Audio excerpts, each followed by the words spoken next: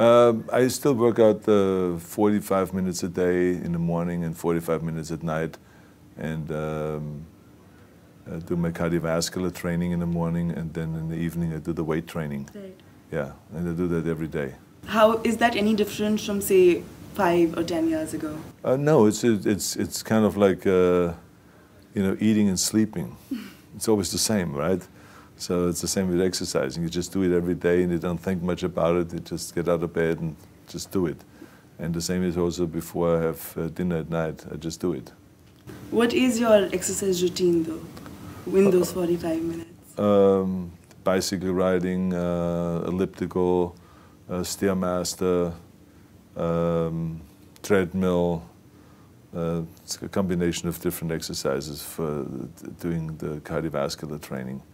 And then when I do weight training, then it depends what muscle group that you're training. It's just, 100 different exercises. You met Amir Khan yesterday. You went to his Yes. room. Did you like him? Yes, very much so. I think that, he's a very talented guy, and he's one of those that has proven that he can do both, can win a lot of awards and also make a lot of money and be very successful financially at the box office. So that's a very nice combination, but also a very likable man. Do you know much about Bollywood? Not as much as probably you. But have you watched any of our movies? Yeah, I watched some of the movies, but I mean, not many come over to the United States, yeah. Do you remember any offhand? No, but I do remember that they are very good and that they have a lot of quality. You met Rajinikanth on your trip last time. What did you think of him? It was nice. It was a nice meeting. And you're definitely not going back to politics?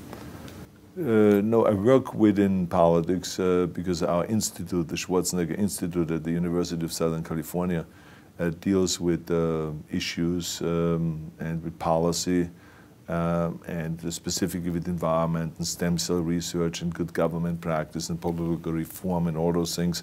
But I think that I can have more effect from the outside through the institute and through our international environmental organization than being inside politics. And so I'm trying to be engaged and try to improve the situation like environmentally all over the world. But for that you don't have to be a politician to do that. But the fact that you can't run for president, America is such a multicultural society and there are so many first-generation immigrants. Does that seem silly to you at all, that you can't run for president? No, I don't find it silly because there's a reason why the Constitution is written the way it's written. And I think that America just didn't want to have, when they became independent, to have the Brits come over and to start running for president. So I'm sure there's reasons like that.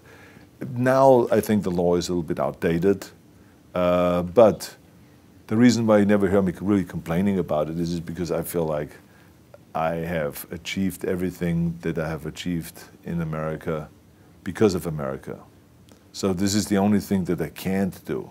So why complain about the only thing that I can't do, right? So, I mean, that's just the way it is. But I think that one should make an effort to change that law down the line, and so that foreign-born can also run for president.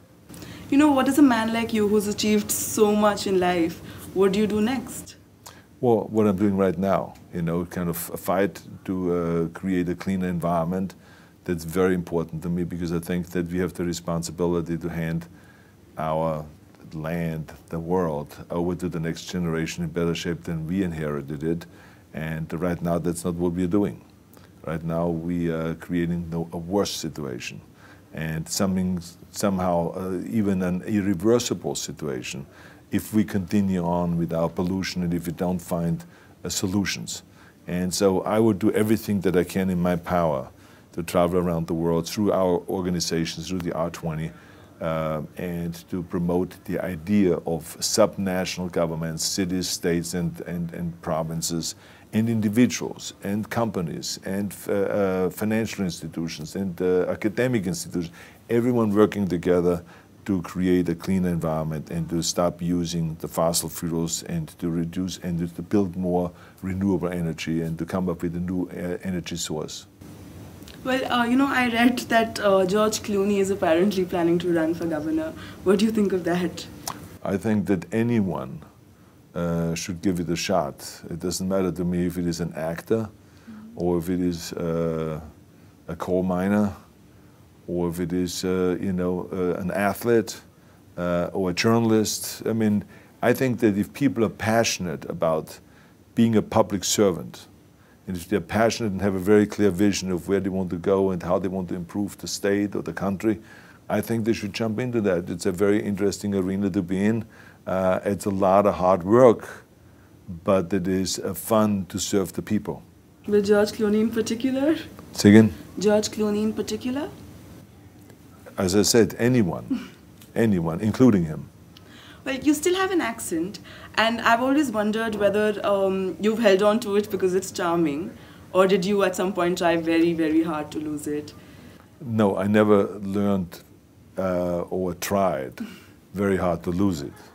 I always felt like the most important thing is that you're understandable. But I did not really work on losing the accent. I worked on it sometimes to have different accents. Depends on what the movie is, but not to lose it now. I think it's part of the Austrian charm. Right. You were advised to change your last name when you entered Hollywood, but you held on to it. How difficult was it to hold on to it? Well, it was difficult. I remember when I did the first movie, Hercules in New York, they changed the name to Arnold Strong. And I didn't even have a choice. All of a sudden I saw in a poster Arnold Strong. But then when I got further down the line in the movie business, I made sure that I made it always clear contractually that I want to keep my name Arnold Schwarzenegger. And I felt like if people could remember Gina Lola Brigida and names like that, then they will also remember Schwarzenegger. And the other idea was that if it's hard for you to remember a name, then it's also very hard for you to forget the name. Right. Well, what does it take to, become as successful as you did and do everything that was possible to be done? What does it take? Well, I think that the number one thing is you have to have a very clear vision, a very clear goal of where you want to go, because only then you will get there. You can have the best airplane or the best ship in the world, but if the captain doesn't know where to go, he will just drift around. If the pilot does not know where to go, he will just drift around with his plane. So I think the key thing is that we know where we're going and that you're very passionate about that, that you see it always in front of you, the goal. And the other thing that's important is that you got to shoot for the top. You got to go and really have big goals and think big, because then you're going to get big. Then you're going to go and achieve big things. That is the most important thing. We don't achieve big things by accident. So shoot for the top, shoot for the sky, shoot for the for the stars. The other thing is that you got to work your butt off.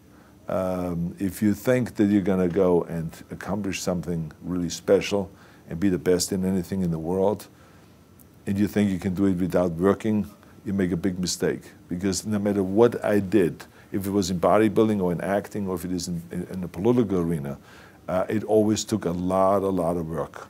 And you got to put out, and you got to, sometimes make a lot of sacrifices. Notice, if you're not willing to work hard, forget about it. So there's another rule that is very important. I think another one is don't be afraid to fail. Because if you're afraid to fail, then you're always holding yourself back because you're afraid that if you go all out, you may fail. Well, in weightlifting, we learned that very quickly. The only way you could break a record is if you're willing to fail. That's when you put on more weight. You try it, sometimes you would not be able to lift it, which has happened to me many times, but eventually, when you train hard enough, you will lift it. So don't be afraid to fail. I mean, how far can you fall? Here's the ground, that's as far as you can fall. So you get, winners always get up, dust themselves off, and move on. So those are the basic rules. And another very important thing that I always tell people is don't listen to the naysayers. Because there's always people out there that will tell you that you will not be able to do that, forget it, it's a stupid dream that you have, or a crazy vision and those. Don't listen to the naysayers.